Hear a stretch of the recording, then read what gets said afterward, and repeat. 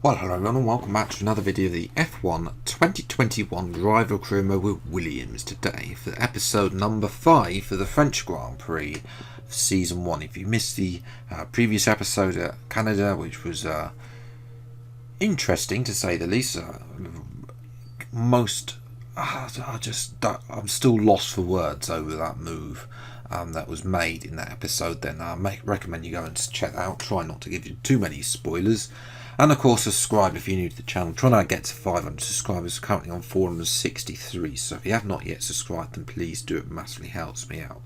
But anyway, you'll be seeing the background, that I've been applying some upgrades. We're looking at maybe some rear downforce. We've got some other, and again, we're trying to get some major upgrades so we can get away from Haas and try and attack after Alfa Romeo, Alfa Tauri, Aston Martin, Alpine to get into that midfield fight. But one thing I have finally found out is that the race style settings for some reason were on standard, that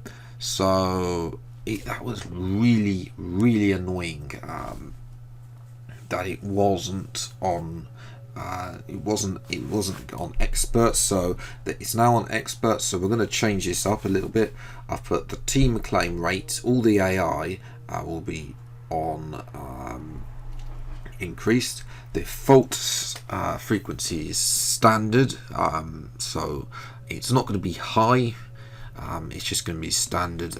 They'll occur at the standard rate, and fault types will be high, so that mechanical failures and technical failures can both occur. Increase on everything there as well. And then I'm also going to change the weather as well, so that we can get the weather forecast. Instead of getting it from the Met Office, we're going to get it now from the BBC, which is less accurate.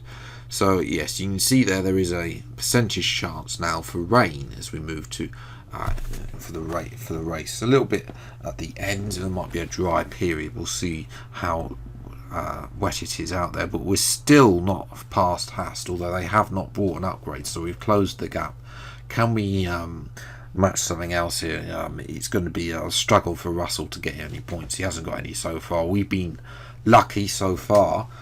Azerbaijan, there was 9 front wing changes, and then Bahrain was a good race for me. So Ferrari are big making out there in their big midfield battle with McLaren and Aston Martin. I suspect at some point there'll be a performance patch so that Haas get their car turned into the cardboard that it is in real life as well. Let's move to qualifying then. France, it's not been a strong track for me over the years. I have done okay over the years. Remember season 1 on it, last year's game, where we came through that's not season 1, season 2, excuse me, where we came through the field after a terrible qualifying for Red Bull and managed to come a second place from last place on the grid. And it's currently trying to do so far. Unfortunately, I did skip to qualifying, and with all the practice that I've been trying to get out in yesterday's video, I forgot to change some of the parts are being worn, and I forgot to change some of them over. So I did that at the start of qualifying, and I changed a couple of the parts, not too many parts, because I don't want to. France isn't a target for me for points anyway. So the next race, Austria, is which is coming out next week. So I'll be looking to get.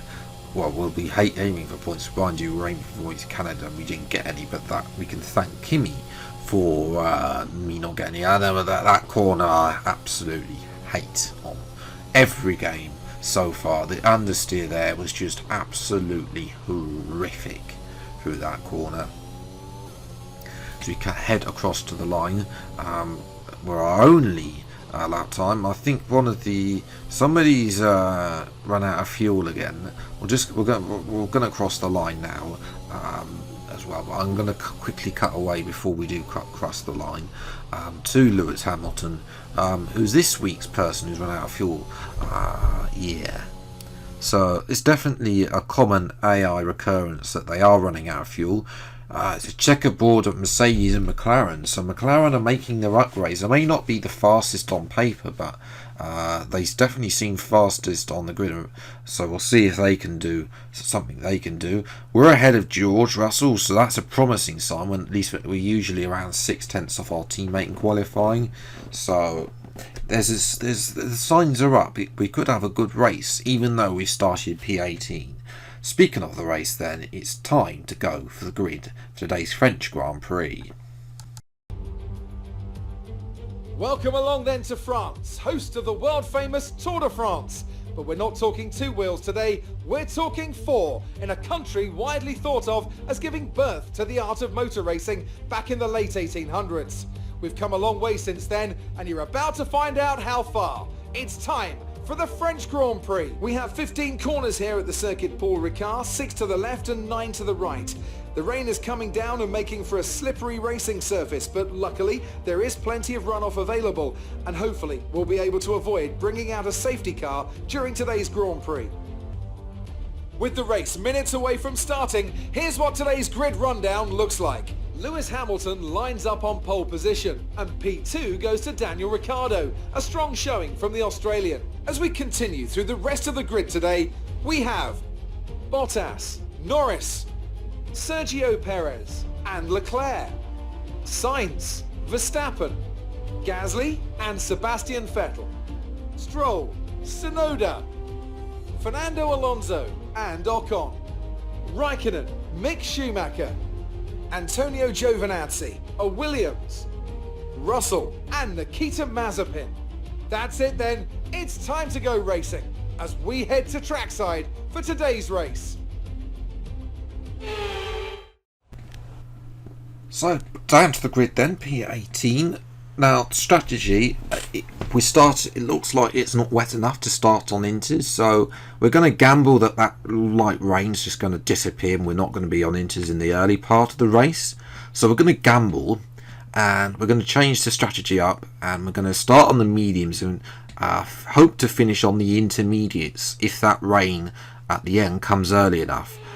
So that's the hope, but it's a damp start here with the slicks tyres on, 5 red lights, and away we go. And it's been a dreadful start. You can see we've been boxed in by Giovinazzi, and then Russell is going to come on the inside. Remember, we'll see if Russell there, but he's driven off circuit to try and make the corner. What on earth is he doing? Trying to dive bomb there. I know I was on his outside, but I mean, really aggressive move from Russell, and it hasn't worked out. And now we're trying to get in the action between Alonso and Vettel, both going side by side. Can we capitalise on these two fights? We're going to try and go around the outside of both Alonso and Vettel, but Alonso sort of half forces off the circuit really, to try and stay on the line. We're going to force out Vettel and move up into P13. There is a replay 3 wide at that moment. A little bit sketchy, but then of course we just get the better exit, taking the race line. We're going to pinch out Vettel and move up in 1 position.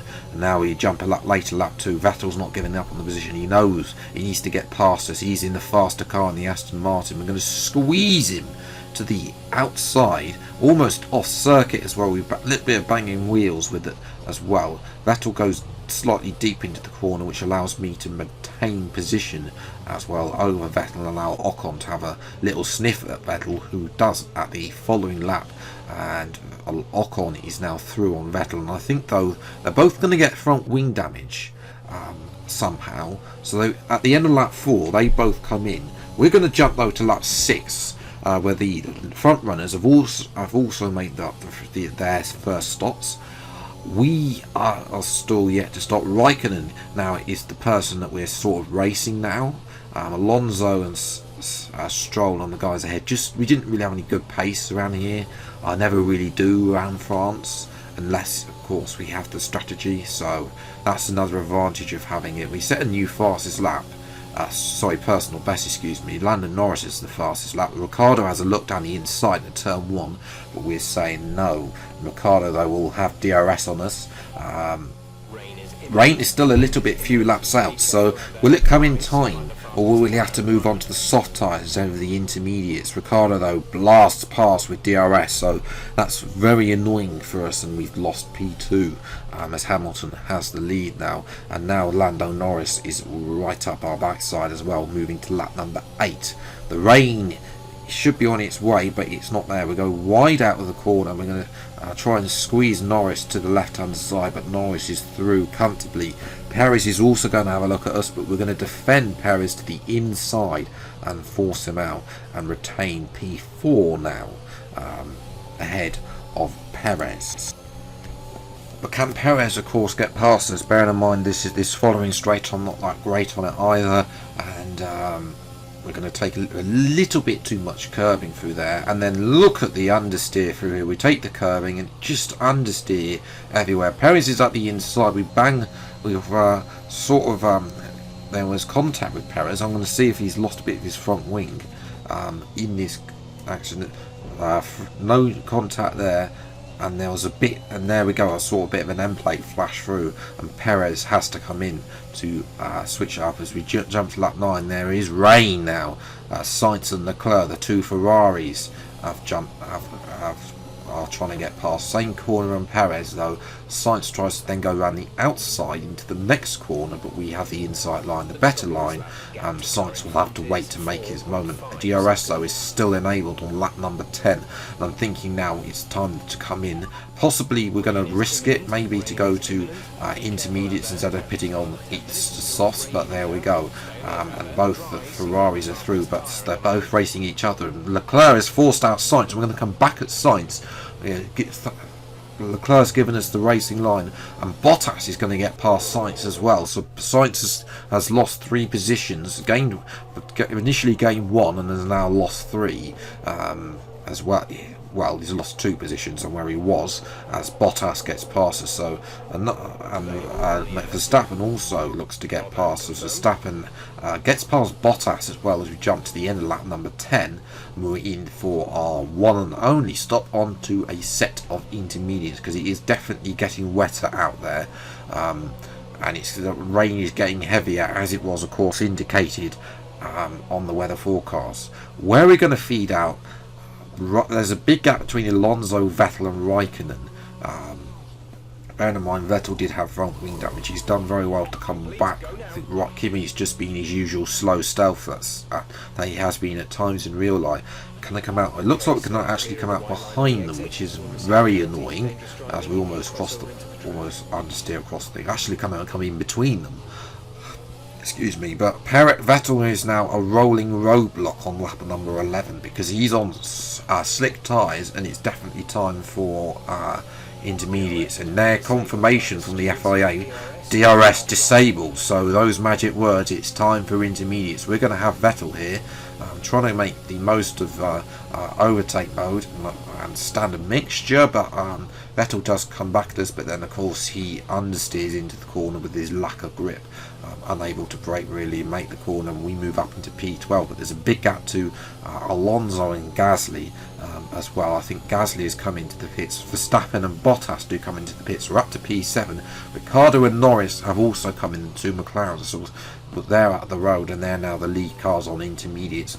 Alonso, we've just this is the last lap, but we've closed 17-second gap to him, which we'd only be able to do in this car in these conditions. Alonso again goes deep into that corner like Vettel did, and we go clean around the outside of him, and an easy lovely move, and we move up into P6. The 2 Ferraris looks like they're not have pitted for Inters as well, so we're going to try and get Sainz. Final corner maybe. Sainz has understeered massively in the penultimate corner, and he's understeered so wide that we just sit it up the inside and move up to P5, as also on the final straight leading up to the line, Lando Norris overtook Lewis Hamilton, who was uncomfortable, and Lando Norris has won the Grand Prix. What an overtake was that. I've never seen it be that close between an AI making an overtake that close to the checkered flag in all the years I've been playing the F1 game. Driver of the day goes to us. A very good strategy. I will definitely take more points on the board. P5. after all, considering the fact we started down in P18 as well. So Noda will be happy as well. He gets ahead of Sainz as well, who had that much understeer as well. Alonso, well, he drops to P9. The Bottas, dreadful, down in P10 as well. Aston Martin, no points. Russell struggled after that turn 1 thing. Perez came in again, so a dreadful race for Perez as well. So good result for us, and indeed Lando Norris. And in result of that, in the standings, we're back up into the top 10, into P8, 28 points now gained, most of them through pure luck. To be honest, Lando Norris is up to P4 with 47 points, and McLaren are now ahead of Red Bull and Ferrari. Those good points, though, will keep us ahead of AlphaTauri. Great work out there today. Let's have your thoughts. How do you feel the weather affected the outcome today? Well, it changed strategies, but we had the best strategy and we performed the best. You left a lot of paint on the walls today. Were you struggling for grip, or did you just misjudge some corners? You know we're not going to answer that, Claire. Thank you for your time. So yes, another good result. Again, making the most of the strategy as well to get some points for Williams in the car that is the worst on the grid. Obviously, we're hoping to change that, though. We've got 1,400 resource points to spend. I'm not entirely sure where we're going to spend them, either on Aero or Sashi, definitely. Durability, although the parts are high, we've got 4 parts, and I don't think that Russell's definitely not in a position that he hasn't had a retirement yet, so I'm not really thinking about, although we have to put one on the gearbox, and the gearbox I will show you now is actually okay, and it's got one more race to go on its 6 components, but it's only 35% warm, so it's good. Russell's focus is only 76 there. So I feel like if his focus was a bit higher, like in the 80s, then he would probably be doing a lot better and a lot closer to getting some points. But that's the problem when you get in a bad start, because I feel like Russell's AI core, he doesn't do very good at starts. So I think that definitely needs to sort of change really for him. In order for him to progress and get the points and get in the position that we know he probably could do with the stats that he's got. But Austria then will be the next episode, and then we'll see how much of a bogey circuit Silverstone could be, because it was the worst circuit on F1 2020. But will it be on F1 2021? We'll find out next week. But until then, the next episodes then, I'll see you next time. Take care. Thanks so much for watching. Enjoy your day, and goodbye.